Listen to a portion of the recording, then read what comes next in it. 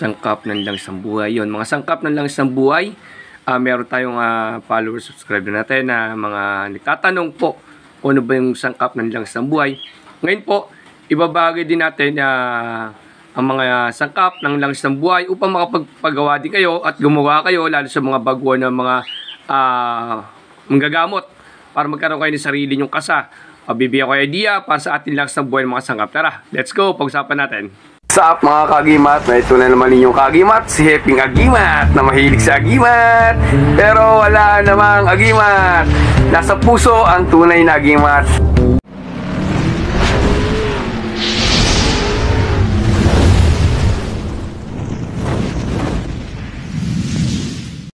Ito po yung kahilingan ni Kuya, pinagbigyan po natin.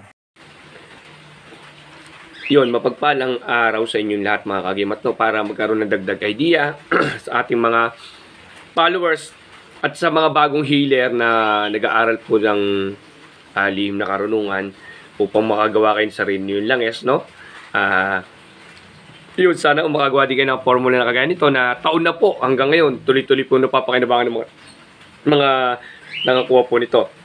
Iling ko lang po sa mga gagawa po ng ganito, huwag nyo na po sobrang mahal ng presyo.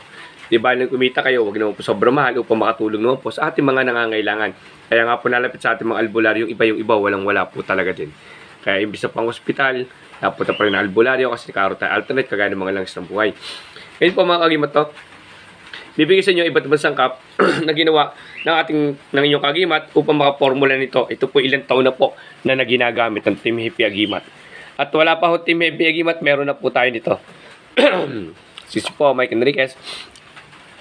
Una-una po din isa, kagimat no, yung tawas na asul po. No, may nabibili man through online na tawas asul. Ngayon po, ang tawas asul po ay para po sa mga lason. Mga lason po, mga nalason po yan. No, kontra lason, tsaka gamot sa lason. Pag pinainin nyo po ng may tawas asul, susuka po yung mga lason na nakain niya o idudumi naman na pagbaho. Tapos po yung gintong hilaw, ayan po makita nyo may gintong hilaw po siya. Okay? Yan po isa sangkap, gintong hilaw. Tapos meron po siyang kurutan, gamot din po yan. Tapos meron po siyang sumbalik, no? Sumbalik po kasi wala nabibili masyado yan sa mga tindahan ng mga sangkap, no. Ang sumbalik kasi kalimitan niyan ay kinukuha ng mga ano natin sa mga bundok, yan. Opo, sa mga healer po makakakuha niya. Yan po medyo mahirap po yung sumbalik na ganan. Tapos meron po siyang bao na libon. Okay, yung bao na libon at isang mata, kapraso, lagyan nyo po siya, no. Tapos ayan po meron siyang himag. Himag, tapos yung bulaklak ng kawayan. Ayan po. Bulaklak ng kawayan, himag, bahay ng alitap-tap. So, hindi kita rito yung bahay ng alitap-tap eh. Bahay ng alitap-tap. Tapos, Mariang Sinukuan. Bahay ng alitap-tap, Mariang Sinukuan. Tapos, Milagrosa. Yan po yung kalimitan sinasangkap natin upang mabuhay din. Nagbubuhay ng orasyon. Nagpapalakas sa buhay ng orasyon yan. At saka po, yung sangkap na yan po, pag na-absorb po ng langes, yan po yung nagpapagaling po sa atin. No? Yan po nagbibigay ng kagalingan pag umiinom tayo nito, no? Kaya yung kalimitan yung himag, yan po yung himag na magaling sa sugat, no? Kaya po pati yung mga cancer, nagagamot po niya. Pwede nyo rin po lagyan ng kaprasong sapang, tapos batuara.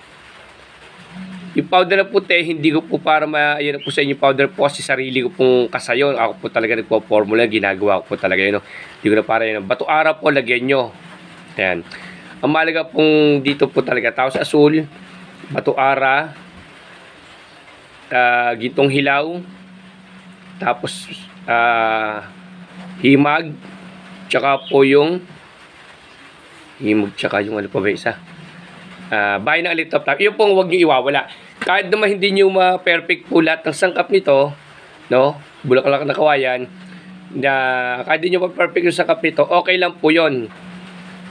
Opo, kahit basta yung binanggit ko sa inyo na mga importante, no, meron din po siyang pandakakayon. Kayo na lang po maglista kung ano po yung mga nabanggit ko. Na ulitin nyo yung video pag hindi nyo masyado naunawaan po. No. May mga tulong dito kay Kuya. Kuya yata o ate yung nagtanong sa atin ng sangkap kay. Na may mga tulong po sa inyo, lalo yung mga bago lang nag-aaral. Maraming salamat at God bless sa inyo lahat.